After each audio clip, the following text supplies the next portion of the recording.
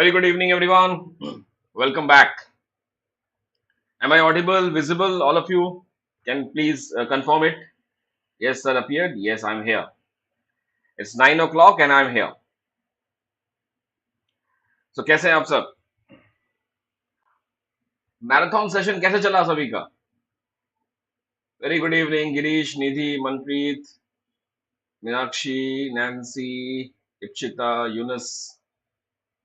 Thank you, Yunus. Ritesh ji कैसे हैं आप?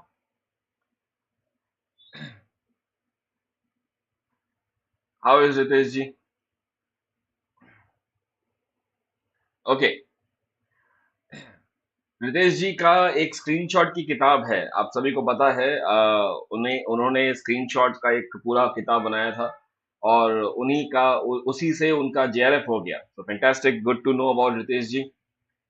Yes, hello Nighat, Manisha, Sonali, Shivalika, Riya, Madhavi, Prashant. कल नहीं आया था, कल की जगह आज आ गया मैं. आज छुट्टी है एक्चुअली हमारी सभी की, बुद्ध पूर्णिमा की सभी छुट्टी है, तो आज मैं आ गया. मैंने कल थोड़े से मेरे घर पे कुछ विजिटर्स आए थे. यस, पुराने कुछ दोस्त आए थे. अब उनको छोड़ के अगर क्लास करूंगा तो बहुत डांट पड़ेगी. राइट, होता है ना ऐसा सभी के साथ. या कोई दोस्त घर पे आए संडे के दिन और अगर आप अपने काम में रहे, बिजी रहे, तो फिर कैसा लगता है, वो बहुत गुस्सा कर जाते हैं. और ये सब है जो बचपन से हम सभी ने एक साथ डाइपर पहना था, तो इन्हीं दोस्तों को मैं छोड़ नहीं सकता. एनीवे, चलिए सो शुरुआत करते हैं. बहुत बढ़िया हूं मैं, एवरीथिंग फाइन. ओके, एक बहुत अच्छी चीज ये है कि आशा करता हूँ सभी ने ये 2 दिन में शनिवार और रविवार को जो मैंने मैराथन सेशन रन किया था वो सभी ने किया होगा. विश्वास कीजिए, अगर आपने मुझे लाइव अटेंड नहीं किया तो कोई दिक्कत नहीं, आप रिकॉर्डिंग में भी, रिकॉर्डिंग के टाइम में अगर आप स्किप नहीं करते हैं, वीडियो स्किप नहीं करेंगे, तो आप क्वेश्चन का आंसर पोल में दे सकते हैं. इस बात को याद रखिएगा. मान लीजिए आप किसी कारणवश मुझे लाइव अटेंड नहीं कर पाए, लेकिन रिकॉर्डिंग में आप के पास ऐसा एक विंडो आ जाएगा जहां पे ABCD और सामने क्वेश्चन होगा, तो आप तब भी रिकॉर्डिंग में भी आप उसको दे सकते हैं. तो इट फील्स लाइक कि आप एज एफ लाइव ही अटेंड कर रहे हैं. राइट. सो आज हम दिसंबर 13 करने वाले हैं, लेकिन उससे पहले कुछ इधर उधर की बातें कर लेते हैं पहले. सो ये 2 मैराथन मैं कर चुका हूं. विश्वास कीजिए, माइक्रो इकोनॉमिक्स का मैराथन 715 लोगों ने लिया. मैक्रो इकोनॉमिक्स का जो मैराथन है उसको लिया 649 लोगों ने लिया. Right. So it's a huge competition जो चल रहा है अभी. और आने वाले सैटरडे संडेज को मैं पब्लिक इकोनॉमिक्स और इंटरनेशनल इकोनॉमिक्स करने वाला हूं. तो अगेन मेरे ख्याल से मैक्रो इकोनॉमिक्स में तकरीबन कुछ 201 क्वेश्चन लिया था और मैक्रो में शायद, मेरा मुझे सही से याद नहीं है, तकरीबन 101 क्वेश्चन था. यहाँ पे शायद 201 था. यस, डेफिनेटली 201 क्वेश्चन था यहाँ पे. यहाँ पे 101 क्वेश्चन था और सारे के सारे हैंड पिक क्वेश्चन है. तो जरूर ये एंटायरली फ्री ऑफ कॉस्ट है. इसके लिए कोई पैसा नहीं, कोई चार्ज नहीं. आप सिर्फ आइए. और तकरीबन ये 2 घंटे चला था, 2 hours and 10 minutes. ये वाला भी अराउंड 2 hours के करीब चला. सो अच्छा खासा कंपटीशन सभी के साथ था. सभी ने अच्छा अच्छा परफॉर्म किया. बहुत सारी चीजें आपको समझ में आई कि आप कहाँ लैग कर रहे हैं. और ये मैराथन होने के बाद मैं इसी मैराथन पे आपका प्रॉब्लम का सॉल्यूशन भी दूंगा. एक दो स्टूडेंट ने मुझे लिखा इसको, हालांकि ज्यादा स्टूडेंट ने नहीं लिखा, लेकिन मुझे लग रहा है कि कहीं ना कहीं स्टूडेंट्स ये फील कर रहे हैं. मैराथन सेशन जब आपने देखा, आपने किया उसको, आप एक प्रेशर में थे. एक प्रेशर में थे. प्रेशर क्यों था? क्योंकि अब मैंने जैसे पहले भी आपको बताया था कि आप सिर्फ और सिर्फ डाउनलोड कर रहे हैं. आपने नोट्स डाउनलोड कर लिए या पढ़ लिए, लेकिन उसको याद नहीं रख पा रहे हैं. तो पहला क्वेश्चन है कि याद नहीं रख पा रहे. दूसरा है कि रिवीजन का टाइम नहीं मिल रहा. तीसरा है कि नई चीजें इतनी पढ़ रहे हैं कि पुरानी चीजें समझ नहीं आ रही, पुरानी चीजें छूट रही हैं. तो इसीलिए जब मैराथन मैंने किया तो आपके दायरे में एक एक चीज आ गई कि सर ये आता है, ये नहीं आता है, वो आता है, ये नहीं आता, क्वेश्चन गलत होते हैं, बहुत सारी चीजें आ रही है. तो ये जो है, ये सिर्फ और सिर्फ आपको ये बताने का है कि जो पहले आपने किया हुआ है उसको कैप्टिवेट कर लीजिए. उससे उसमें कोई भी चीज छूटनी नहीं चाहिए. तो सबसे बड़ी बात यही सब चीजें मैं कल बताऊंगा और वो 25 टॉपिक्स के नाम भी बताऊंगा जो आपको जरूर करने हैं. उसके बिना अगर आप पेपर में गए, पेपर के एग्जामिनेशन हॉल में गए, यानी कि अपनी, क्या कहते हैं, अपने पैर पे खुद कुल्हाड़ी मार लेना हो जाएगा. राइट. तो please do attend that session. कल है 8 बजे, 17 मई. राइट. ओके. अब एक छोटी सी चीज देखिए. ये मैंने लास्ट टाइम आपको दिखाया था, आई थिंक सैटरडे को मैंने दिखाया था. शनिवार का दिन था, शनिवार को तारीख थी 14 ऑफ मई. और ये आज अभी का मैंने ये एक लिया है, तो आप देख सकते हैं 1100 प्लस स्टूडेंट ऑलरेडी एनरोल कर चुके हैं। सो ये इसमें प्रॉब्लम क्या होगी? प्रॉब्लम ये होगी कि ये जो 1100 स्टूडेंट मेरे साथ हैं, डेफिनेटली इनका लेवल ऊपर जा रहा है। इनका लेवल ऊपर जाएगा तो जो लोग इससे वंचित हैं, जो लोग इसको नहीं देख रहे या जो लोग इसको नहीं कर रहे, वो डेफिनेटली थोड़ा पीछे हो जाएंगे। बिकॉज मुझ जैसा एक्सपर्ट जब इन 1100 स्टूडेंट के साथ रहेगा या मेंटर रहेगा, तो ऑब्वियसली उनका एक लेवल हाई ऑब्वियसली रहेगा। सो इसके लिए आपको कोई पैसा नहीं चार्ज करना। मैं अगेन दोबारा बता रहा हूँ, फ्री ऑफ कॉस्ट है, आप आ सकते हैं and you can actually give your examination, right? So this is today. आज कितना तारीख है? 16th है, 16th ऑफ मे। शाम के 8 बजे का ये स्टेटस है, आप खुद भी देख सकते हैं इसको, right? And next Saturday Sunday मैं मिलूंगा आपके साथ मैराथन करके। तो पूरा सैटरडे संडे जो लोग मेरे साथ पेड बैच में हैं वो, और जो लोग मेरे साथ पेड बैच में नहीं है वो भी। तो आपका काम क्या करना है? नेक्स्ट सेशन कब है? सैटरडे एंड संडे 21 तारीख को। सो कोशिश कीजिए, आज 16 तारीख हो चुका है, सॉरी आज 16 तारीख हो चुकी है, राइट? 16 से लेके 21 तारीख की सुबह 11 बजे से पहले पहले आप पब्लिक इकोनॉमिक्स और इंटरनेशनल इकोनॉमिक्स सही से पढ़ लीजिए, ताकि आपकी तैयारी अगर सॉलिड है तो फिर जब मैं ये क्वेश्चंस लेके आऊंगा, आप अपना असलियत देख सकते हैं कि आप कहां पे स्टैंड कर रहे हैं और किस किस चीजों में आप टेंशन में ले रहे हैं, राइट? सो ये पॉइंट याद रखिएगा। अभी से लेके क्या करना है? 16 से लेके 21 तारीख सुबह 10:55 तक अपनी पब्लिक इकोनॉमिक्स और इंटरनेशनल ट्रेड कंप्लीट कर लीजिए, right? Done? Okay, fine. Next मैं चलता हूं, मैं थोड़ा सा और ये यस, ओके। ये है कल का वर्कशॉप। कल के वर्कशॉप के लिए मुझे बहुत सारे स्टूडेंट ने बोला कि सर लिंक कहाँ पे मिलेगा? सो लिंक मैं आपको देख सकता हूं, यहाँ पे मैं कोशिश करता हूं पेस्ट करने की, नहीं तो मेरे ख्याल से ये रहा। प्रेरणा प्रेरणा एंड अदर पीपल जो कि लिंक ढूंढ रहे हैं, लिंक ऊपर है इसी चैट बॉक्स में, जहां पे आप चैट कर रहे हैं उसी में थोड़ा सा उसको एक्सपेंड कीजिए, वहां पे आपको लिंक मिलेगा। मिल गया सभी को? All of you done? All of you got this? जिस चैट बॉक्स में आप चैट कर रहे हैं, चैट के ऊपर ही देखिए पिन किया हुआ है लिंक। प्रेरणा जी मिल गया? बस चलिए नेक्स्ट चलते हैं आज के पहले क्वेश्चन की तरफ। जैसा कि आप पता है कि मैं सब क्वेश्चंस का एक्सप्लेनेशन देता हूं, और एक छोटी सी इंपॉर्टेंट चीज बिफोर आई स्टार्ट, इस क्वेश्चन पेपर में मैंने SRS डेटा 2019 का एक स्निपेट व्यू दिया है, राइट? तो स्निपेट छोड़ दीजिए, मैं स्नैपशॉट लिख देता हूं, बिकॉज स्निपेट गलत वर्ड होगा यहाँ पे। स्नैपशॉट दिया है, छोटा छोटा समराइज दिया है, मेरे ख्याल से क्वेश्चन नंबर 43 में दिया है शायद, राइट? 2019 का डेटा, सर ये पुराना डेटा है, नहीं, 2019 में ये शुरू हुआ था और पब्लिश हुआ है सिर्फ 3 दिन पहले, राइट? 2022 में ये पब्लिश हुआ है, ये लेटेस्ट डेटा होगा। और एसआरएस का मतलब क्या है? सैंपल रजिस्ट्रेशन सर्वे, जो कि मिनी सेंसस है। सेंसस आप लोग जानते हैं कि हर 10 साल में एक बार होता है, लेकिन अभी जो है तकरीबन 10 साल से ऊपर हो गया, अभी तक नहीं हुआ है। एसआरएस डेटा जो है वो मिनी सेंसस है, और इसमें क्या क्या आता है? Fertility rate, infant mortality, crude birth rate, किस स्टेट में सबसे ज्यादा बर्थ रेट है, किस स्टेट में सबसे ज्यादा डेथ रेट है, किस स्टेट में टोटल फर्टिलिटी रेट ज्यादा है, जितनी भी fertility, infant mortality, neonatal, primary, prenatal, जितनी भी इंफॉर्मेशन है वो सब का सारा आपको यहां मिलेगा। किस स्टेट में सबसे ज्यादा पॉपुलेशन है वो भी एसआरएस डेटा में मिलेगा। बहुत सारी चीजें मैंने इसमें इंक्लूड किया है, बाद में हम इसके बारे में बात करेंगे। क्वेश्चन नंबर 43 है, याद रखिएगा। ओके, तो पहला क्वेश्चन शुरू करते हैं। The cost incurred by the firm in hiring labour is called as. देखिए, cost incurred by the firm, थोड़ा दिमाग लगाते हैं, क्या इसका आंसर होगा? ऑल ऑफ यू आंसर्स पहले मैं देखूं जरा, आप लोग बिना देखे लिखना, राइट? कि चैट में क्या चल रहा है मैं भी वो लिख दूं, ऐसा मत करो, नहीं तो फिर फायदा नहीं होगा। आप ही को करना है ये पेपर, ऐसा ही क्वेश्चन आएगा कुछ। चलिए, the cost of incurred by the firm in hiring labour, labour को हायर कर रहे हैं, एक्सप्लिसिट कॉस्ट है, राइट? बिल्कुल सही, एक्सप्लिसिट कॉस्ट, क्योंकि एक्सप्लिसिट कॉस्ट वो कॉस्ट है जो आप अपने पॉकेट से करते हुए देख सकते हैं, जो कि पैसे में किया जाता है, राइट? पैसे में जो भी चीज करते हैं उसको एक्सप्लिसिट कॉस्ट बोलेंगे। इम्प्लिसिट कॉस्ट का मतलब दो चीजें हैं, एक है अपॉर्चुनिटी कॉस्ट और एक है इम्प्लिसिट में एक और आता है opportunity cost and implicit cost, right? It includes basically, implicit includes opportunity cost, it includes opportunity cost, right? तो मैं ऐसे लिख देता हूं, इंक्लूड्स।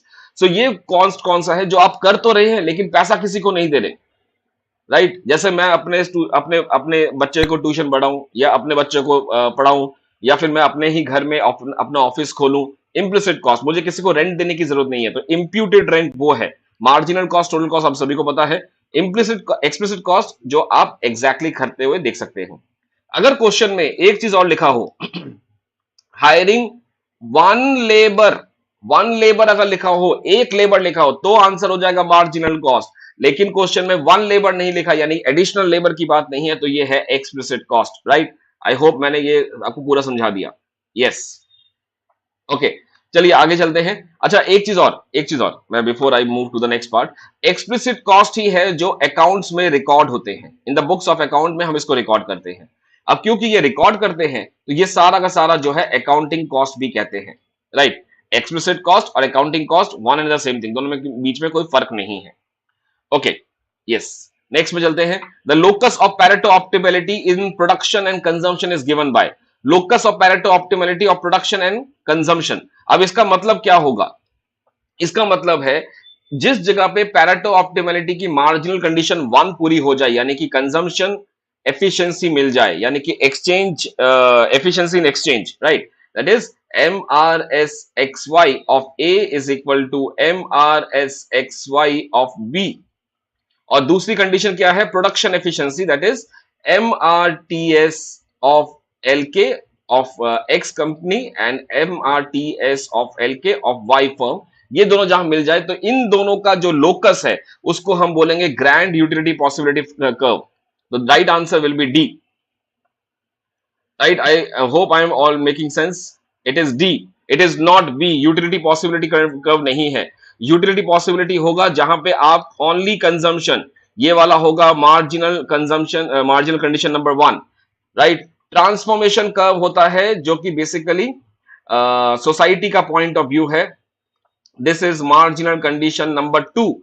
और अगर यहां पे कहीं पे लिखा हो production possibility, production possibility, production possibility, तो ये वाला होगा मार्जिनल कंडीशन नंबर, सॉरी ये थ्री है, ये टू है। तो क्या क्या बोला इसको समझ लीजिए, एक बार दोबारा हो जाए।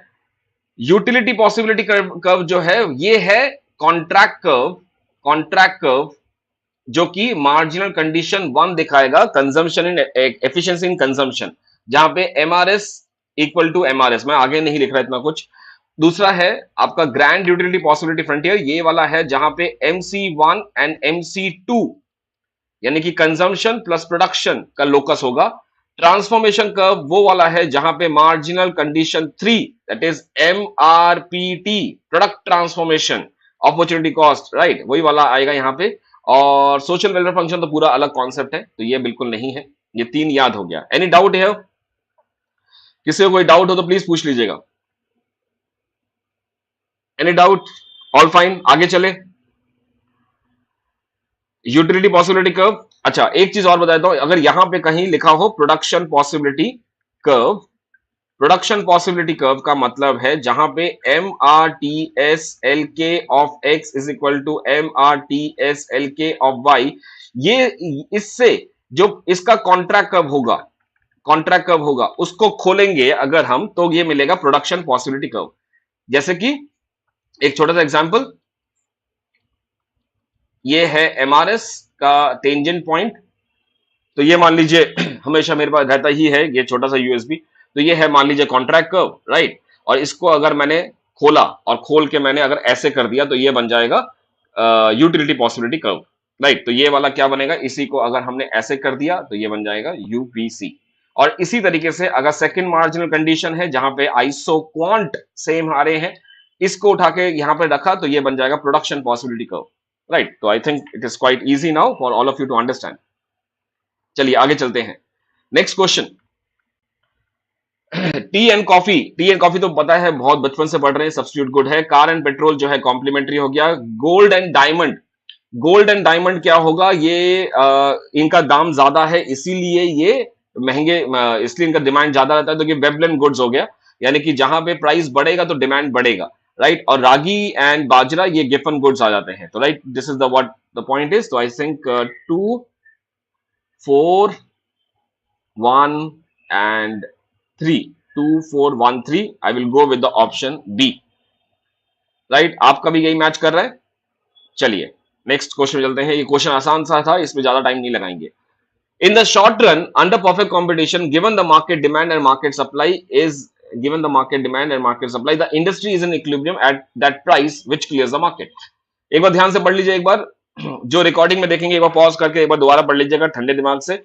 इसका मतलब है जो कि परफेक्ट कंपटीशन के इंडस्ट्री में है, market demand is equal to market supply आ गया है, और इससे हमें वो इक्विलिब्रियम प्राइस पता जाता है जिसपे इंडस्ट्री ट्रेड ऑफ करेगी, इंडस्ट्री में ट्रेडिंग होगा, राइट, या एक्सचेंज होगा। In the long run all firms in the industry earn profit. अब यहां पे एक प्रॉब्लम क्या है, we know that in long run all the firms in industry earn zero economic profit, right, zero economic profit earn करते हैं। क्या वो प्रॉफिट है? नहीं। अगर सिंपल वर्ड लिखता है कि अर्न प्रॉफिट का मतलब है, जब हमने सिंपल ये लिखा हुआ है, इसका मतलब है it earns positive economic profit, या असाधारण लाभ होगा यहां पे, असाधारण लाभ, या फिर सुपर नॉर्मल प्रॉफिट होगा, या एबनॉर्मल प्रॉफिट होगा। लेकिन वो तो होता नहीं है, बिकॉज अगर लॉन्ग रन में इंडस्ट्री में लॉन्ग रन में अगर प्रॉफिट होगा तो फिर और ज्यादा एंट्री होगा और प्राइस नीचे चला जाएगा।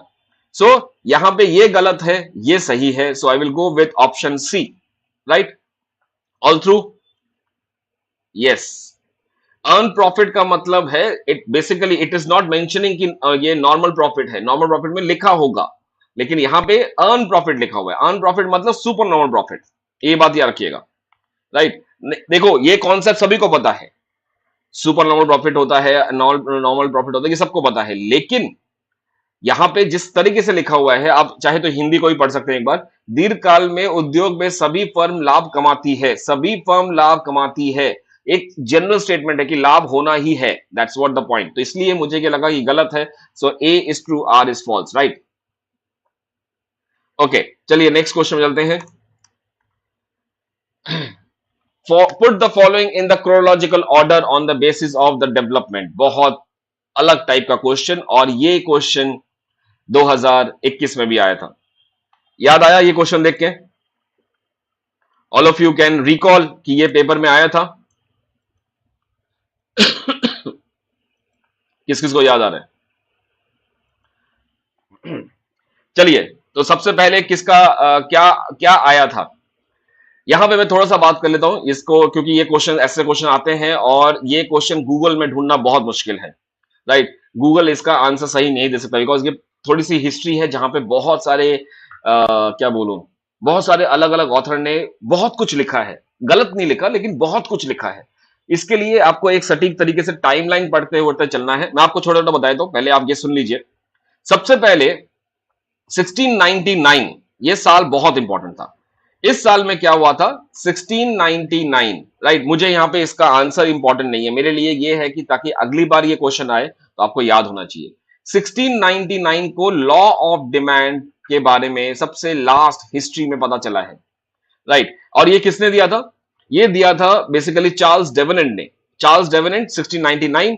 और इससे पहले भी किंग जॉर्ज ने इसके ऊपर बात किया था, राइट। तो दो नाम मैंने आपको बता दिए, 1699 और 1600, मतलब इस टाइम पे 1600 से लेके 1680 के बीच में, ये तो चार्ल्स डेवेनेंट ने बात किया, चार्ल्स डेवेनेंट ने बात किया। और इससे पहले, इनसे पहले जो थे वो किंग जॉर्ज, इन्होंने इसके ऊपर डेमोस्ट्रेट किया था इसको, ठीक है। तो ये हो गया 1699, राइट। अच्छा, इसके बाद एक मेजर ब्रेक थ्रू आया 1890 में, राइट, जहां पे आपके पास एल्फ्रेड मार्शल आते हैं।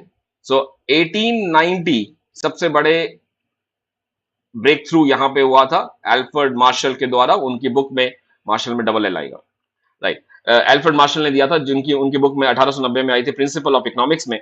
उन्होंने इसके ऊपर बात किया कि उन्होंने पहली बार graphical representation of law of demand को बात किया था। तो मैं यहां पे भी इसको लिख देता हूं ताकि आप इसको लिख लें। सो ये पहला, फर्स्ट टाइम ग्राफिकल रिप्रेजेंटेशन, पहली बार जो आज हम ग्राफ देखते हैं लॉ ऑफ डिमांड का, वो दिया था मार्शल ने, graphical presentation of law of demand, right. अच्छा, इसके बाद क्या हुआ था सर? ये यूटिलिटी कॉन्सेप्ट कहां से आ जाता है? यूटिलिटी सबसे पहली बार यूटिलिटी किसने दिया था? उनका नाम था Daniel Bernoulli, right, Bernoulli's distribution. तो डैनियल बर्नौली ये उन्हीं उन्हीं उन्हीं परिवार से हैं। तो बर्नौली, डैनियल बर्नौली 19 मेरे ख्याल से 1738 में पेपर पब्लिश हुआ था। 1731 में ये इन्होंने लिखा था, राइट। तो ऐसा कुछ था, मैं आपको लिख देता हूं यहाँ पे। सो यूटिलिटी का वर्ड, जो वर्ड यूटिलिटी, मैं law of diminishing margin utility की बात नहीं कर रहा, utility for the first time जब हम बात करते हैं, तो ये दिया था डैनियल बर्नौली, राइट। 1738 या 1731 आप मान सकते हैं, बिकॉज 31 में उन्होंने पेपर लिखा था, 38 में पब्लिश हुआ था, राइट। और यही यही वो है, यही वो डैनियल बर्नौली है जो कि बाद में सेंट पीटर्सबर्ग पैराडॉक्स लेके आए थे, जहां पे वॉन न्यूमैन मॉर्जिस्ट्रॉन का यूटिलिटी फंक्शन और बर्नौलीज यूटिलिटी फंक्शन को हम दोनों को जेंसन इनइक्वालिटी से मैच करते हैं। फिर हम बोलते हैं कि ये रिस्क एवर्स है या रिस्क लवर है या रिस्क न्यूट्रल है, राइट। इसके बाद अगर मैं बात करूं, सो एक एक एक नाम और आता है यहाँ पे, उनका नाम है Jeremy Bentham, right. Jeremy Bentham I think 1780 में, जिनको फादर ऑफ यूटिलिटेरियन स्कूल्स भी कहते हैं, तो वो बाद में आए थे। लेकिन उसके बाद उनके जो शिष्य थे वो थे जॉन स्टुअर्ट मिल और जेएस मिल, बाद में आए उनके बेटे। तो ये सब चलते रहे। इसके बाद सबसे बड़ा इंपॉर्टेंट नाम आता है जो है law of diminishing marginal utility, ये वाला। ये किसने दिया था? सबसे पहले ये देने वाले थे हरमन गुजैन, हरमन गुजैन, राइट, जो कि मेरे ख्याल से 1854 में इन्होंने ये लिखा था। और law of diminishing marginal utility Gossen के लिखने के बाद ये साइलेंट रह गया था, बहुत टाइम तक ये साइलेंट था, जब तक मार्जिनलिस्ट रेवोल्यूशन नहीं आया। मार्जिनलिस्ट रेवोल्यूशन मतलब क्लासिकल से तीन लोग, मतलब क्लासिकल्स के बाद तीन तरह के न्यू क्लासिकल्स, तीन स्कूल्स ने न्यू क्लासिकल बनाया, Carl Menger, Leon Walras and Jevons, and उसके साथ मार्शल बाद में आए।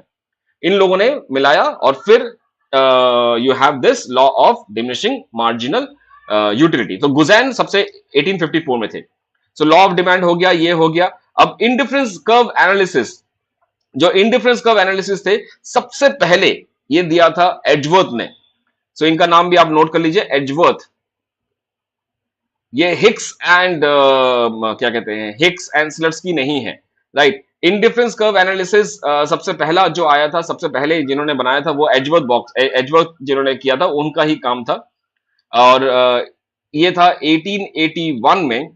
एक चीज और, पैरेटो वो पहले इंसान थे, द फर्स्ट पर्सन जिन्होंने आईसी कर्व बनाया, पहली बार आईसी कर्व को ड्रॉ किया for the first time, right. तो ये बेसिकली पूरा का पूरा आपका आ गया ऑर्डिनल के ऊपर इंडिफरेंस कर्व एनालिसिस। बाद में हिक्स एंड एलन इन 1934 इन लोगों ने अलोंग विद स्लट्सकी, बिकॉज उस टाइम पे वर्ल्ड वॉर चल रहा था, तो स्लट्सकी ने 1914 में ही लिख लिया था, लेकिन वो पब्लिश नहीं किया उन्होंने। सो हिक्स, एलन, स्लट्सकी ने एडजवर्थ और पैरेटो के काम के ऊपर बेस करके ही इंडिफरेंस कर्व लेके आए थे। तो ये हो गया। और रिवील्ड प्रेफरेंस थ्योरी 1938, राइट। तो सारा कुछ हो गया। मेरे ख्याल से ये बहुत इंपॉर्टेंट था, इसलिए मैंने इसके ऊपर बात किया। आप सभी को पसंद आया कि नहीं? नहीं आया तो बता देना मुझे कि सर ऐसी चीजें, ऐसे ज्ञान वाली बातें मत बताया करो हमें। देखिए जरा जरा मुझे एक बार थोड़ा सा, इतना इतना कुछ याद रख के मैं आपको बता रहा हूं, तो इसमें कुछ भी मुझे एडिशनल नहीं देखा। चैट बॉक्स में किसी भी तरीके से मुझे कुछ भी हलचल नहीं दिखी।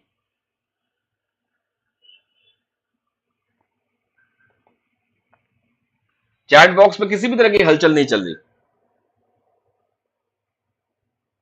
चलो, तस्नीम का आ गया, निघात, पलवी, इकोहॉलिक्स, अरे आया, कॉम्प्रिहेंसिव, चलो बहुत अच्छा लगा। ये कंफ्यूजन करता है ना, आप सभी ने देखा था, आप सभी ने इसको ढूंढा है, बट कहीं पे भी सटीक आंसर नहीं मिलता है। तो I think I have given you the सटीक एग्जांपल।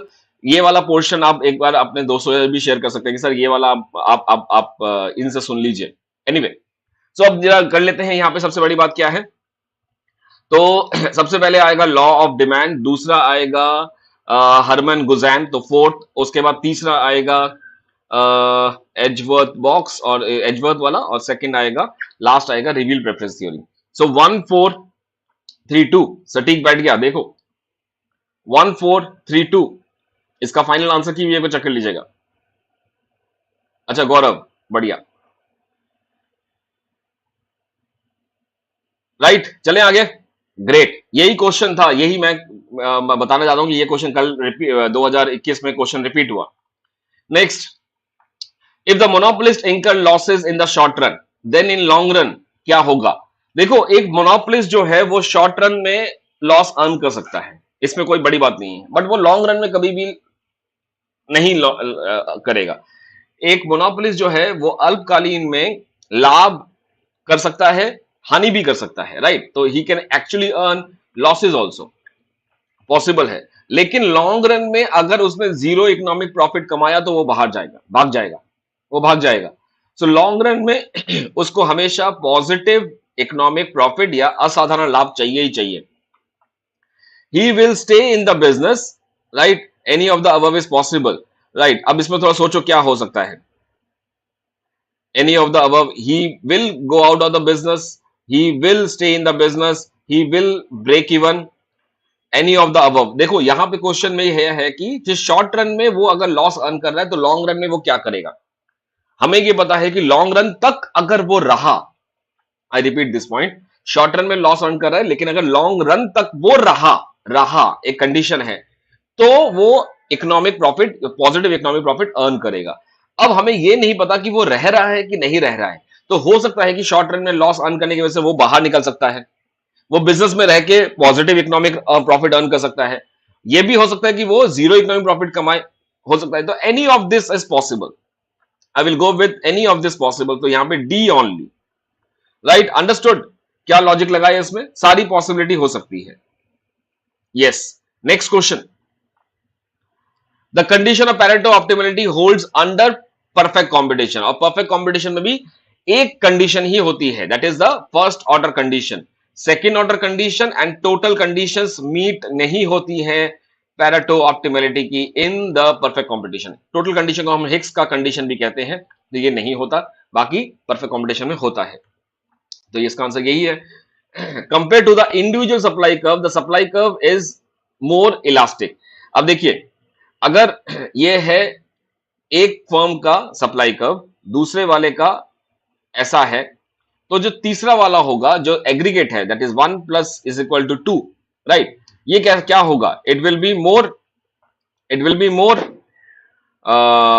Elastic, right? ये ऐसा होगा, फ्लैट होगा, बिकॉज हॉरिजॉन्टल समेशन कर रहे हैं हम, हॉरिजॉन्टल समेशन कर रहे हैं। मान लीजिए यहां पे 10 है और यहां पे अगर 15 है, तो ये होगा 10 पे 15, ऐसे होगा, राइट? तो इसलिए ये ज्यादा एक इलास्टिक होगा, तो ये सही है।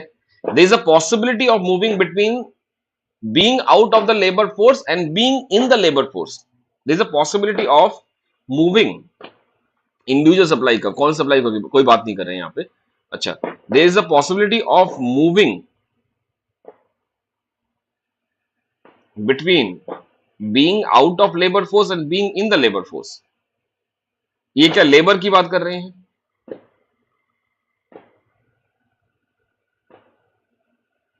अगर ये लेबर, क्योंकि यहां क्वेश्चन में लिखा नहीं है, ये फर्म का भी हो सकता है, लेबर का भी हो सकता है, लेकिन जो नीचे वाला रीजन है वो लेबर के साथ लिंक्ड है। There is a possibility of moving between out of the labour force and being in the labour force. अगर पैसा मिलेगा तो मैं लेबर में जाऊंगा, अगर पैसा नहीं मिलेगा तो मैं लेबर फोर्स में नहीं जाऊंगा, right? That is what the point. So अगर ये रुपए में मैं काम करना चाहूंगा तो मैं करूंगा, ये रुपए में अगर मैं काम करना नहीं चाहूंगा तो मैं नहीं करूंगा। Why this is elastic? Yes yes yes, ये सही है, ये भी सही है, और ये इसका सही आंसर भी है। तो ए आंसर शुरू होना चाहिए। ओके, एक minute, but R is not है, तो ये नहीं है, बी है। This is the B answer, right? देखो, पहला क्वेश्चन ऊपर पढ़ने से मुझे समझ नहीं आया कि ये जो है वो किसकी बात हो रही है। लेबर सप्लाई कर्व की बात एक्चुअली ये कर रहे हैं। तो लेबर सप्लाई कर्व में क्या है कि अगर प्राइस या वेज मुझे अच्छा नहीं मिल रहा तो मैं लेबर से बाहर भी आ सकता हूँ और मैं अनएम्प्लॉयमेंट बेनिफिट भी कमा रहा हूं, तो मेरे दिमाग में वो चलेगा, राइट? तो यही इसका पॉसिबिलिटी आंसर है। तो I think B is the answer. बाकी आप मुझे जरूर लिख के बताइएगा कि सर नो रिलेशन, नहीं रिलेशन तो होगा, तभी आंसर में दे रखा है, क्योंकि नीचे वाला भी सही है, ऊपर वाला भी सही है। अंडरस्टैंड मैंने कैसे रिलेशन बनाया? A is also correct and R is also correct. So ऐसा कोई ऑप्शन तो है नहीं मेरे पास कि ए एंड आर दोनों के दोनों ही करेक्ट हैं। देखो यहां पे कोई ऑप्शन नहीं है, ए इज करेक्ट है but R is incorrect, A is incorrect but R is correct, तो ये दोनों तो बिल्कुल ही चलेगा। ऑप्शन ये नहीं है कि A and R both correct, right. So यहां पे मुझे जो लग रहा है this is the best answer is B. Assume करेंगे कि वो सप्लाई कब लेबर की बात चल रही है वहां पे। Okay next, assuming life cycle hypothesis, ये क्वेश्चन बहुत बार रिपीट हो चुका है हमारी लाइफ में भी, और गेट में भी आया ये क्वेश्चन 2021 में, राइट। सिंपल कुछ नहीं करना, हमें लाइफ साइकिल हाइपोथेसिस के बारे में पता है, such that the life time consumption is equal to life time income, right. अब लाइफ टाइम कंजम्पशन क्या होता है, वो होता है जब से उसने स्टार्टिंग किया डेथ तक। So death minus starting year, जब से वो वर्किंग करना शुरू कर रहा है, सो वो हो गया, into per year consumption is equal to life time income, मतलब रिटायरमेंट से लेके स्टार्टिंग तक, राइट, इनटू एनुअल इनकम, उसकी पूरी के सारे की इनकम क्या है। सो इसको मैं ऐसे सिंपल भाषा में लिख देता हूं, नहीं तो ये बहुत कॉम्प्लिकेट लगेगा। It is R minus start of Y, ठीक है। अब डेथ कब हो रही है उस इंसान की, देखिए 70 में, तो 70 माइनस स्टार्टिंग कब कर रहा है, 20 साल की उम्र में कर रहा है। 20 साल तक वो पिताजी के पास या पेरेंट्स के पास रहता है, तो उसको हम हटा देंगे, उसको नहीं कंसिडर करेंगे। और दूसरा वाला है रिटायरमेंट, रिटायरमेंट कब कर रहा है, 60 ईयर्स में, 60 माइनस 20, और एनुअल इनकम यहां पे हो गया, हमें इसका एपी से निकालना है, तो ये हो जाएगा 50 सी अपॉन 40 वाई। एपीसी क्या होता है, सी अपॉन वाई, 40 अपॉन 50, ये हो गया 0.80, आंसर इसका ये आ गया। क्लियर है सभी को, देखो सभी को याद हो गया ये आंसर। चले नेक्स्ट क्वेश्चन चलते हैं। Demand for money is stable, किसने कहा था demand for money is stable, ये बोलने वाले हैं हमारे मिल्टन फ्रीडमैन, राइट। क्योंकि केन्स ने कभी नहीं बोला कि demand for money is stable, उनके हिसाब से क्लासिकल ने बोला स्टेबल है, स्टेबल है, कांस्टेंट है। मिल्टन फ्रीडमैन ने बोला कि स्टेबल है, केन्स ने बोला अनस्टेबल है, राइट। ये पॉइंट याद रखिएगा, classical stable, Milton Friedman stable, Keynes unstable. Paid batch में ये कल की क्लास है। Liquidity preference as behaviour toward risk, behaviour toward risk, ये हो गए हमारे टॉबिन साहब, right. Risk plunger, risk diversifier, वो वाले केस है ये। इन्वेंट्री हो गया वॉर्मोल, और no portfolio classification is basically Keynes, because Keynes के हिसाब से कोई पोर्टफोलियो है ही नहीं, या तो वेल्थ आप होल्ड करेंगे इन फॉर्म ऑफ कैश, या फिर बॉन्ड, या बॉन्ड या cash, that's what the point is. इसका आंसर आप देख लीजिएगा, 4 3 2 1, 4 3 2 1, या 1 2 1 2 क्यों होगा, नहीं थोड़ा गड़बड़ है यहाँ पे, ये मेरे ख्याल से 4 3 2 1 ये वाला होगा, D option. The negative relationship between the gap between actual GDP and its trend value and the difference between actual unemployment and its equilibrium value is called as what? ये क्या है, इसको क्या कहते हैं, बोलिए। It is Okun's law. Okun's law की definition कैसे लिखेंगे, what is the formula for Okun's law, anyone? Okun's law का कैसा होता है, it is y bar minus Y upon Y is equal to small C u minus u bar. ये क्या है, पोटेंशियल आउटपुट, राइट। ये क्या है, एक्चुअल आउटपुट, ये है actual output. c is the fraction, और बेसिकली अनएम्प्लॉयमेंट में जो चेंजेस हैं वो कैसे इंपैक्ट करती हैं, the changes in the unemployment to the changes in the output. और ये क्या है, this is the actual unemployment, और ये वाला है नायरू लेवल का अनएम्प्लॉयमेंट, यानी नेचुरल रेट ऑफ अनएम्प्लॉयमेंट। तो ये दोनों चीजें जो है वो ओकुन्स लॉ में दिखाते हैं। और नॉर्मली जो देखा गया है, सी की वैल्यू जो है वो 2 से 3% है अमेरिका में, राइट। एम्पेरिकल ये चेंज होता रहता है, किसी ने 2-3 बोला, किसी ने 1.5 बोला, किसी ने 1 बोला। जब भी जीडीपी 1% से बढ़ता है तो अनएम्प्लॉयमेंट 2% से घटता है, ये एक पॉइंट है इसका, राइट। तो इसको भी लिख लीजिए, जब जीडीपी 1% से बढ़ेगा तो अनएम्प्लॉयमेंट 2% से घटेगा। Anyway, next question. It is often true that as the economy begins to recover from the recession, the unemployment rises. जैसे ही इकोनॉमी रिसेशन से बाहर निकलने की कोशिश कर रही है या कगार में है, सो अनएम्प्लॉयमेंट रेट राइज करता है। क्वेश्चन को ध्यान से पढ़ लीजिए, बिकॉज थोड़ा बड़ा क्वेश्चन है तो समझ में आने में थोड़ा मुश्किल होगा, पढ़ लीजिए एक बार। As the economy initially recovers from the recession, the demands for and the goods are fall, so the demand for workers falls. Recession है, ठीक है। रिसेशन का मतलब है कि अभी बेरोजगारी है, हाई अनएम्प्लॉयमेंट है, ओवर प्रोडक्शन हो चुका है because aggregate supply is greater than aggregate demand, right. Supply already है मार्केट में, स्टॉक ऑफ प्रोडक्शन पड़ा हुआ है, एग्रीगेट डिमांड कम है, राइट। अब जैसे ही इकोनॉमी रिसेशन से बाहर निकलेगी, सो अनएम्प्लॉयमेंट तुरंत नहीं बढ़ेगा। क्यों? बिकॉज जो पुराना सामान है मार्केट में पहले वो बिकेगा। सो देखते हैं, ऐसा कुछ होना चाहिए, ये तो बिल्कुल गलत है।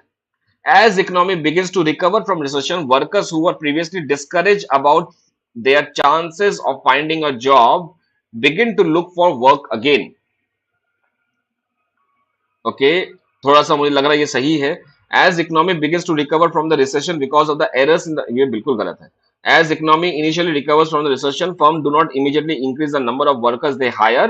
Firm wait to hire more individual until they are convinced that the recovery is strong. Recovery is strong. नहीं, this is not the point. It is already given कि ये अनएम्प्लॉयमेंट राइज हो रहा है, तो ये ऑप्शन भी गलत हो रहा है मेरे ख्याल से। दिस इज व्हाट मैंने जिसमें पहले भी टिक मारा था वही होगा। जैसे ही रिसेशन से बाहर जा रहे हैं, शुरुआती स्टेज में अनएम्प्लॉयमेंट बढ़ेगा। क्यों? बिकॉज जो लोग ऑलरेडी काम कर रहे हैं या जो लोग ऑलरेडी काम से बाहर हैं या वो नौकरी नहीं मिल रही उनको, अब वो नौकरी ढूंढना शुरू करेंगे, जिसकी वजह से क्या होगा, जो ऑलरेडी नौकरी कर रहे हैं उनको अब बेटर प्रोस्पेक्टिव्स मिलेगा। उनको लगेगा कि यार ये तो मैं ऑलरेडी कर रहा था, अब थोड़ा सा अच्छा देखता हूँ बिकॉज अब तो मार्केट की सिचुएशन अच्छी हो गई है। So let's now go and have a good well paid job, right. यही चीज अभी कुछ टाइम पहले हुआ था, कोविड 19 की वजह से बहुत सारे लोगों की जॉब चली गई थी, तो people were force to work in any conditions. मान लीजिए उनकी सैलरी पहले 50,000 रुपए थी, लेकिन जॉब मार्केट की हालत ऐसी थी कि लोगों ने क्या किया, 20,000 की या 25,000 की सैलरी भी काम करना उठा दिया, राइट, शुरू कर लिया। लेकिन हुआ क्या, अब जैसे मंदी से हम बाहर निकल रहे तो हो क्या रहा है, लोग जो है वो जिन्होंने 25,000 की नौकरी कर रहे थे वो छोड़ दिया, अब वो अपने असलियत में जो उनको मिलना चाहिए उसमें जा रहे हैं। तो that is what the point here is. I will go with the option B. एक बार इसका फाइनल आंसर क्या अगर आपके पास हो तो मुझे प्लीज बता दीजिएगा जो सही है या गलत है इसमें, ठीक है। मेरे हिसाब से ये बी होना चाहिए, कमेंट में लिख दीजिएगा, मैं जरूर देखूंगा इसको। अच्छा, ये आ गया crowding out effect. So full crowding out कहां होता है, जहां पे आपका एलएम कर्व का डिफरेंट पोर्शन है, ठीक है। ये एलएम कर्व का पोर्शन है, ये केन्स है, ये इंटरमीडिएट है, ये क्लासिकल है। अब मान लीजिए मैंने यहां पे आईएस कर्व को ड्रॉ किया। आईएस कर्व को ड्रॉ करने से मतलब क्या है कि मान लीजिए एक्सपेंशन पॉलिसी चली, जी बढ़ गया, जी के बढ़ने से अल्फा जी डेल्टा वाई बढ़ गया मल्टीप्लायर इफेक्ट से। जैसे ही वाई बढ़ गया तो इसका मतलब क्या है, एग्रीगेट डिमांड बढ़ गया। एग्रीगेट डिमांड बढ़ने से क्या होगा, basically people are having more money so they will demand more. इसकी वजह से यहाँ पे इन्वेस्टमेंट होगा, बिकॉज इन्वेस्टमेंट जब होगा, the reason is because people prices बढ़ेंगे, मनी यहाँ पे ऐसा एक चीज और है मैं भूल गया यहाँ पे। सो यहाँ पे अच्छा वो इस जगह पे काम नहीं कर सकते हम इसमें। एग्रीगेट डिमांड बढ़ेगा, प्राइसेस बढ़ेंगे, और यहाँ पे मैं ये बोल सकता हूँ कि एम बाई पी बढ़ेगा। एम बाई पी बढ़ने से डिमांड फॉर मनी बढ़ेगा, डिमांड फॉर मनी बढ़ेगा। डिमांड फॉर मनी के बढ़ने से तो इंटरेस्ट रेट यहाँ पे इंक्रीज होगा। इंटरेस्ट रेट बढ़ने से आपका speculation, demand for speculation will fall. जैसे फॉल होगा, investment will rise. When investment rises, investment falls, interest rate rises, investment fall, और जिसका मतलब है कि प्राइवेट इन्वेस्टमेंट कम हो गया because of increase in the government expenditure. So इस जगह पे कोई भी आई का राइज नहीं है, सो नो इंक्रीज इन आई, सो ये ऐसे ही रहेगा। तो ये है zero crowding out effect, zero crowding out effect Keynes की रेंज में जीरो। उसके बाद यहां पे जैसे ही आई बढ़ गया, यहां पे आई है, यहां पे वाई है, तो थोड़ा सा आई बढ़ रहा है, यहां पे क्राउडिंग आउट होगा। यहां पे होगा पार्शियल इंटरमीडिएट में, और फुल होगा यहां पे। यहां पे देखो पूरा का पूरा इंटरेस्ट रेट बढ़ गया, वाई पूरा क्राउड हो गया, राइट। तो वाई क्राउड हो गया तो it will be classical reason. इसको थोड़ा सा और समझा देता हूं मैं एक बार, थोड़ा सा वेट कीजिए। मान लीजिए ये है, तो ये एलएम का पोर्शन है, यहां पे ये पूरा का पूरा जो है फुल इफेक्ट से वाई बढ़ रहा है, फुल इफेक्ट से वाई बढ़ रहा है, बिकॉज आई में कोई भी राइज नहीं है, आई इज कांस्टेंट। अगर इस लेवल पे देखें, मान लीजिए एलएम कब जब ऊपर था तो आई एस ऐसे ऐसे हुआ, इसको बढ़ना चाहिए था यहां से यहां तक बढ़ना था, तो y1 y2 होना था, लेकिन जस्ट बिकॉज आई जो है वो बढ़ गया, I2 हो गया, इसकी वजह से वो यहां पे पहुंचा है। सो दिस इज y3। होना चाहिए था y1 से y2, लेकिन हो गया y1 से y3 because of the reduction in the investment. अब ये क्लियर है, ये क्लियर हो गया। चलिए, सो ये याद रखना, केन्स के रीजन में गवर्नमेंट की वजह से होता है, तो फिस्कल पॉलिसी की वजह से हो रहा है, फिस्कल पॉलिसी की वजह से हो रहा है, तो इसके लिए यहां पे कोई भी क्राउडिंग आउट नहीं होगा। जिसको जिन लोगों को क्राउडिंग आउट के बारे में और समझना है, पूरा का पूरा सेशन डेडिकेट करके रखा है इसके लिए। यहाँ पे नीचे डिस्क्रिप्शन बॉक्स में आपके पास एक मैक्रो इकोनॉमिक्स का लिंक मिलेगा, वहां पे जाइएगा, वहां पे आपको क्राउडिंग आउट के ऊपर, सिग्न्योरेज के ऊपर, प्राइस इन्फ्लेशन के ऊपर, ऑटोमेटिक स्टेबलाइजर के ऊपर बहुत सारी वीडियोस मिलेंगी। मैक्रो इकोनॉमिक्स वाले में जाइएगा, वहां पे आपको सारा मिल जाएगा। राइट, मैंने तीनों तरीके से समझा रखा है, हिक्स केन्स के हिसाब से क्या है वो भी मैंने बता रखा है, तो टेंशन मत लीजिए। अभी अगर समझ नहीं आया तो उस टाइम पे आपको वीडियो में पूरा समझ में आ जाएगा। एनीवे, सो इसका आंसर तो हमने कर लिया। फुल का मतलब है क्लासिकल, पार्शियल का मतलब है इंटरमीडिएट, इसका मतलब ये, तो ये हो गया 2-3-1, 2-3-1, answer is a. Next, equation of exchange. Equation of exchange basically ये किसने बोला था? इक्वेशन ऑफ एक्सचेंज कहां गए फिशर साहब? ये रे फिशर। ये क्या था? M B plus M dash V dash, right. तो ये है इक्वेशन ऑफ एक्सचेंज। ये क्या है? High powered money. और ये वाला क्या है? Money creation by the banks. Cash balance approach यानी कि नियो क्लासिकल अप्रोच, यानी कि कैम्ब्रिज का अप्रोच, यानी कि मार्शल रॉबर्टसन पीगू केन्स। कहां गए यहां पे? ये देखो, ये सारा नाम यहां पे लिखा हुआ है। Regressive expectation model of demand for money.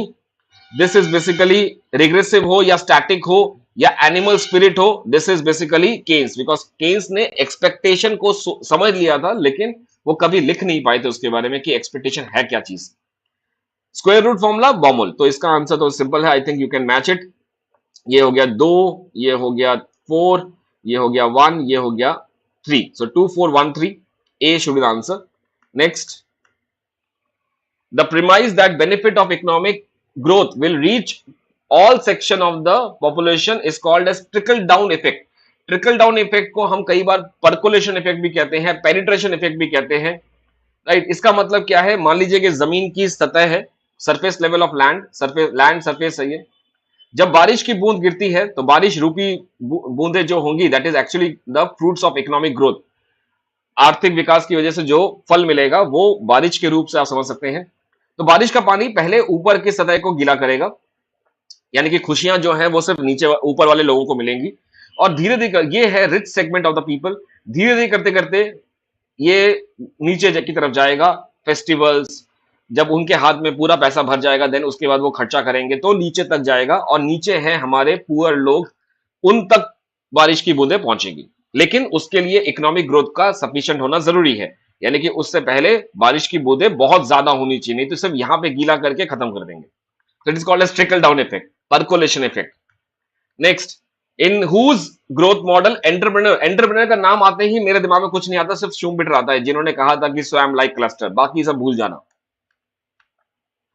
The classical model of economic development emphasises on, दो चीजें यहां पे इंपॉर्टेंट है। क्लासिकल के हिसाब से सबसे इंपॉर्टेंट रोल जो था वो दिया गया था लेसर फेयर पॉलिसी को, और दूसरा था कैपिटल एकुमुलेशन को, क्योंकि कैपिटल नहीं तो कुछ भी नहीं, तो कैपिटल एकुमुलेशन होना बहुत जरूरी है। ये दो पॉइंट से इंपॉर्टेंट है, सो इसलिए both A and B is important. Next, Simon Kuznets and Robinson, Karl Marx, Lewis, देखते हैं क्या क्या है। Okay, essays on the Das Kapital, तो ये सिंपल हो गया। थ्योरी ऑफ इकोनॉमिक ग्रोथ, मेरे ख्याल से ये वाला, ये थोड़ा सा मुश्किल हो रहा है अब मेरे लिए। साइमन कजनेट का एशियन ड्रामा तो नहीं था, एशियन ड्रामा क्या है? अच्छा, नॉट करेक्टली मैच, हाँ वही कहूँ, ये तो गलत है। Simon Kuznets is not Asian drama. Bruno Myrdal, right. Robinson का ठीक है, ये तो ठीक है, तभी कहूँ ये मैं कंफ्यूज क्यों हो रहा है, क्योंकि सारे मैच मुझे लगा मैच करना है। This is wrong, this is wrong. What does the change in economic growth? What does change in economic growth? What does change in economic growth? Economic growth से क्या चेंज होता है, ये क्वेश्चन है क्या? इकोनॉमिक ग्रोथ से structure of economy, structure of economy का वो तो कॉम्पोजिशन, स्ट्रक्चरल चेंज कॉम्पोजिशन जो है वो डेवलपमेंट की नहीं, नहीं ये नहीं है। माइंडसेट ऑफ पीपल डेवलपमेंट की वजह से होता है, ये दोनों डेवलपमेंट की वजह से है, इकोनॉमिक डेवलपमेंट की वजह से। नेशनल इनकम चेंज होता है बिकॉज इकोनॉमिक ग्रोथ का मतलब क्या है, डेल्टा वाई अपॉन वाई, यानी कि Y T minus one upon Y T, ये है आपका नेशनल इनकम। तो this is answer C. Next, there is no incentive for profit maximizing producer to supply the public goods, definitely yes, because वो non excludable non rivalrous होगा। और यहां पे याद रखिएगा marginal cost is equal to zero, यानी कि कोई फायदा नहीं है इसके लिए, वो एक्सक्लूड नहीं कर पाएंगे, right. If he produces to enable, यही वो मैंने बोला, if he produces it will be enable, he will be enable to exclude people from consuming it and hence cannot charge the price, because अगर हम बात करें mr is equal to mc, तो अगर mc जीरो है तो mr भी zero हो जाएगा, और mr अगर जीरो होगा तो यानी कि प्राइस जीरो होगा, यानी कि फ्री में मिल रहा है, right. I think you have got the most logical answer for this. एक बात याद रखिएगा, नॉन एक्सक्लूडेबल जो वर्ड है पब्लिक इकोनॉमिक्स में, नॉन एक्सक्लूडेबल, इस वर्ड का मतलब है एल्जेब्रिक फॉर्म में मार्जिनल कॉस्ट इज जीरो। अगर marginal cost is equal to zero तो मोनोपोलिस्ट जो है या प्राइवेट प्लेयर जो है वो MR is equal to MC करेगा, यानी कि एमआर भी जीरो हो जाएगा। एमआर जीरो कब होगा, जब प्राइस जीरो होगा, right, that is what the point. Anyway, the distribution of the burden of paying a tax, distribution of burden, distribution of burden paying a tax is called as shifting of the burden, shifting of tax, इसी को हम बोलते हैं shifting of the tax. जब tax shift कर दिया जाता है, फॉरवर्ड शिफ्ट और backward shift.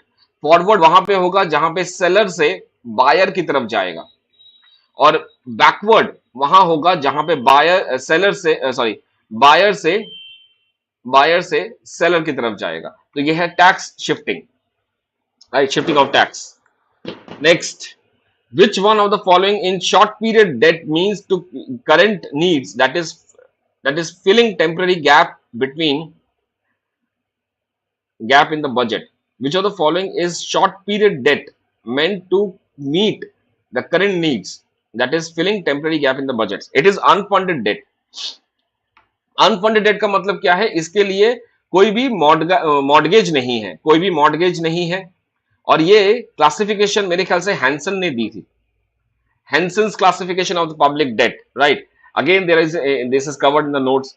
Henson's public debt, Hicks public debt, active public debt, deadweight debt, बहुत सारे इसमें आता है। तो ये अनफंडेड वाला जो है जिसके लिए कोई कोलेट्रल नहीं है, और ये लॉन्ग टर्म नहीं होता, ये शॉर्ट टर्म होता है।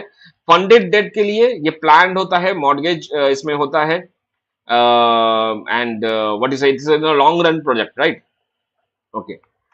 रिडीमेबल इनरिडीमेबल डेट नहीं होते कुछ।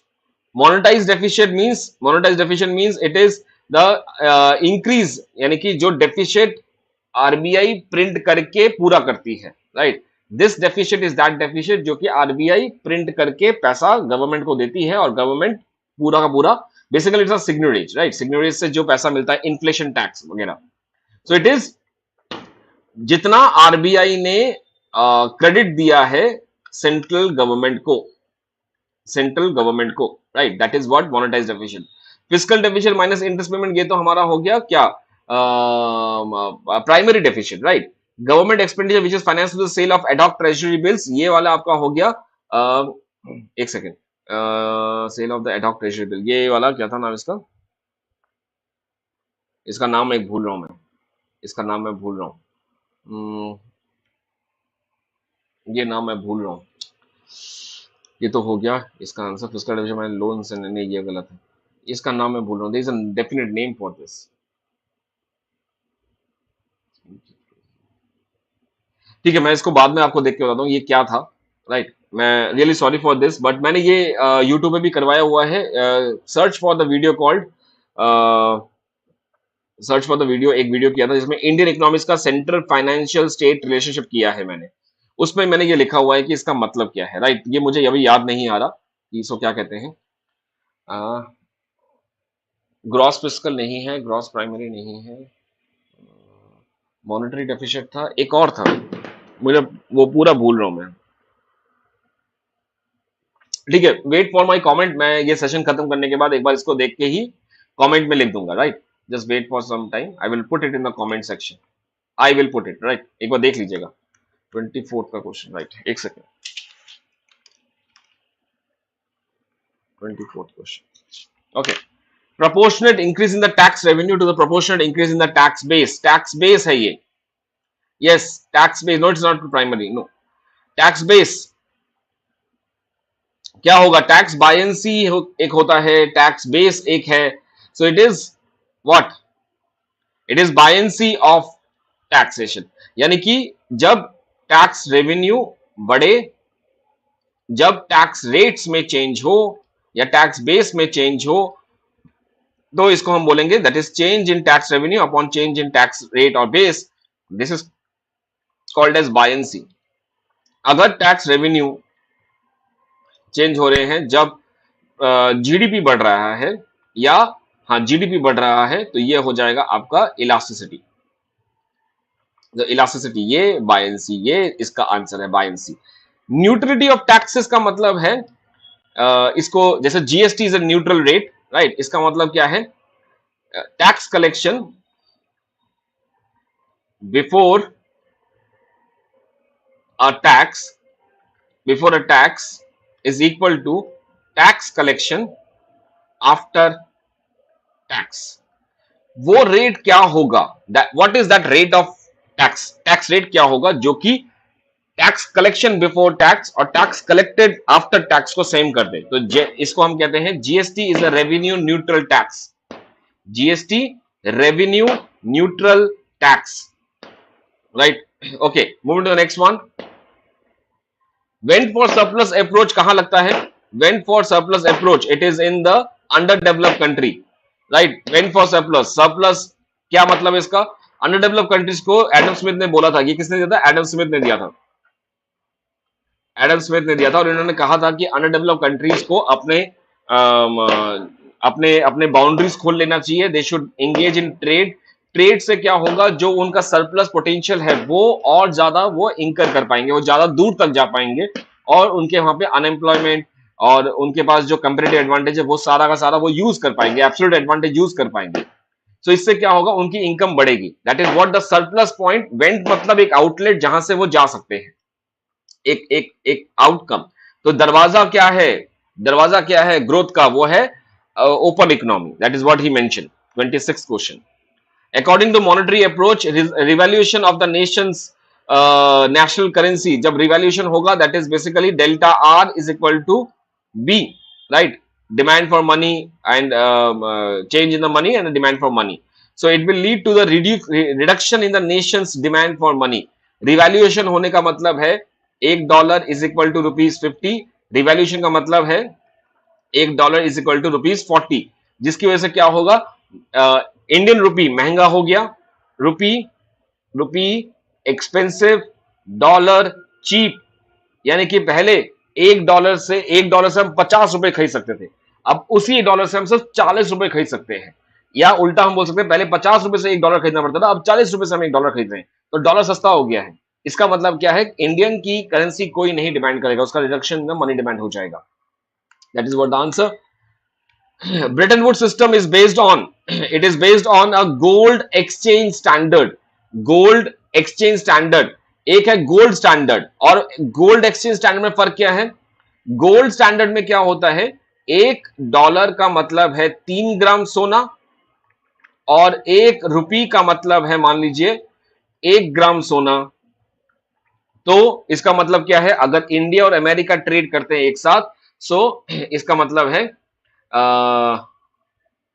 इसका मतलब है कि $1 का मतलब नहीं, $3 का मतलब ₹1 हो गया, राइट। ये है अगर यूएसए और इंडिया ट्रेड करेंगे, क्योंकि $1 का मतलब 3 ग्राम, मैं सही किया ना इसको,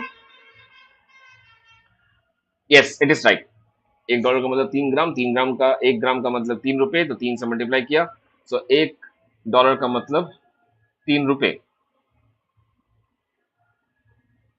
मैंने गलत किया यहाँ पे। $1 का मतलब ₹3। राइट, ये है, ये होगा इसमें। गोल्ड एक्सचेंज स्टैंडर्ड में क्या है, मान लीजिए रुपी और यूरो।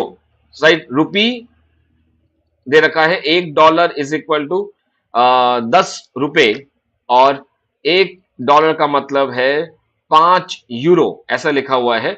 और ये जो डॉलर है ये फर्दर 1 ग्राम सोने से है, 1 ग्राम सोने के साथ है। तो यहां पे हो गया, अगर इंडिया और यूरो में कंट्री में अगर होता है तो इन दोनों को डॉलर में करना पड़ेगा, और अगर वो चाहे तो ग्राम सोने का ले सकते हैं।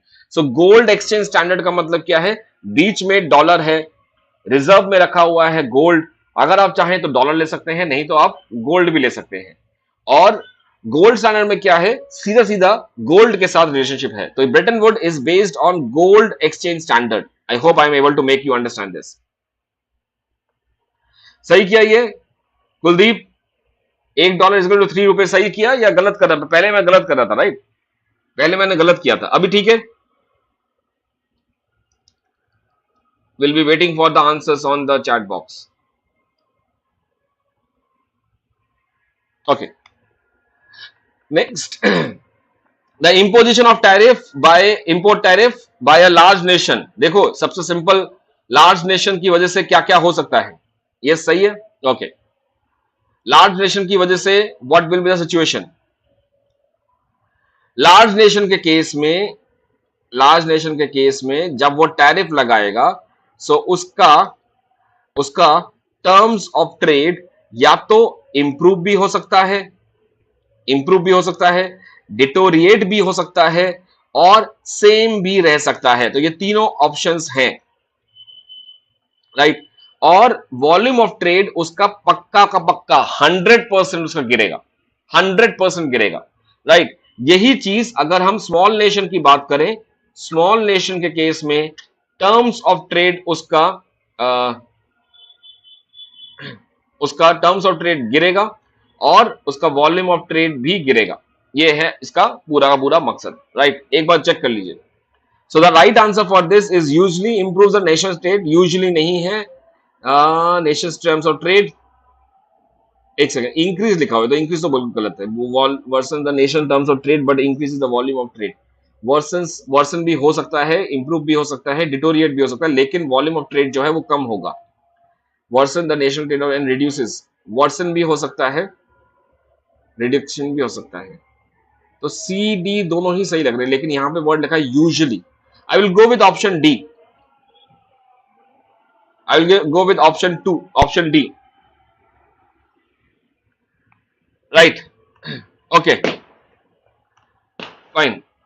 आई थिंक मेरे यहाँ पे देयर इज अगेन बाराती बैंड बाजा चल रहा है, आप लोगों को शायद क्रैकर्स की आवाज आ रही होगी। ओ माय गॉड, ये मेरे साथ लगता है दुश्मनी है,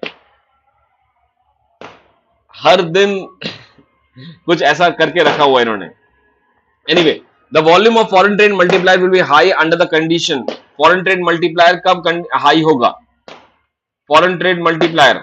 okay, so let me first write it. Foreign trade multiplier, it is 1 upon 1 minus c, 1 upon 1 minus c plus my, so it is 1 upon 1 minus c plus m. so जब MPS is high, MPS का मतलब ये हो गया MPS plus MPM upon 1, right। तो ये है delta Y upon delta M. जब एमपीएस हाई होगा तो मान के चलिए 0.2 प्लस 0.2, तो एमपीएस अगर नीचे वाला बड़ा हो गया तो कम होगा, ये होगा इसमें ट्रेड मल्टीप्लायर की वैल्यू कम होगी। The marginal proportion to import is high, इसमें भी कम होगी। There is a increase in exports, इससे कोई फर्क नहीं पड़ेगा, एक्सपोर्ट यहाँ पे कहीं नहीं है। Marginal propensity to consume is high, अगर एमपीसी हाई होगा यानी कि एमपीएस लो होगा, एमपीएस लो होगा तो delta Y upon delta M high होगा। यस, आप इसको एक छोटा सा एग्जांपल से कर सकते हैं। 1/0.2 और 1/0.5 कौन सा बड़ा है? तो अगर मैंने इसको किया तो ये आता है 10, 5, ठीक है, और इसको किया तो ये आता है 2। तो इसका मतलब है डिनोमिनेटर जितना छोटा होगा उतना ज्यादा फ्रैक्शन की वैल्यू बढ़ेगी, राइट। तो वही चीज मैंने यहां पे किया। एमपीसी की वैल्यू अगर हाई है यानी कि एमपीएस की लो है, एमपीएस की अगर लो हो गया तो यानी कि मल्टीप्लायर की वैल्यू बढ़ जाएगी। So this is the answer, right, this is the answer. MPC is high, MPS is ये, I think this is the answer.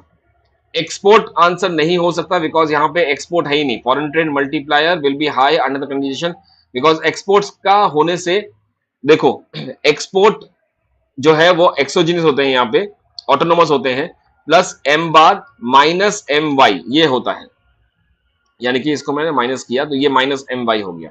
So this is the answer, D is the answer. मेरे ख्याल से इसका answer शायद किसी एक student ने मुझसे पूछा था, उसने कहा था कि सी इसका आंसर है सर, बट ये गलत है। It is not C, it is D, it is D, it's not C. Okay, fine, I will wind up the session here. I think I'm not able to show you that, but एक बार just wait, I will show you something because it is मुझे I have to speak louder, right? तो just see this, ये वाला है SRS data 2019 का जो latest है। This is the latest one, इससे लेटेस्ट नहीं है, don't go by the year. So यहां पे देखिए क्रूड बर्थ रेट टोटल है 19.6। प्लीज शेयर द स्क्रीनशॉट ले लीजिए इसका। रूरल 21.4, 16.4। जनरल फर्टिलिटी रेट 68.7, 75.6 ये है रूरल का, अर्बन का 55 ये है। Age specific fertility rate, total fertility rate 2.1। एक बात याद रखिए, एसआरएस डेटा 2019 के हिसाब से टोटल फर्टिलिटी रेट इज 2.1, और अगर इसको मैंने नेशनल फैमिली हेल्थ सर्वे 2020 के हिसाब से देखा, जो कि और इससे लेटेस्ट आया था, इसमें total fertility rate of India is 2। जब तक क्वेश्चन में ना बोला हो कि किस सर्वे के हिसाब से देखा जा रहा है, नेशनल फैमिली हेल्थ सर्वे के हिसाब से बोला गया तो 2 होगा, टोटल फर्टिलिटी रेट के हिसाब से देखेंगे 2.1 होगा। Gross reproduction rate 1, general machinery, I think I will wind up, please. Really sorry, take the screenshots.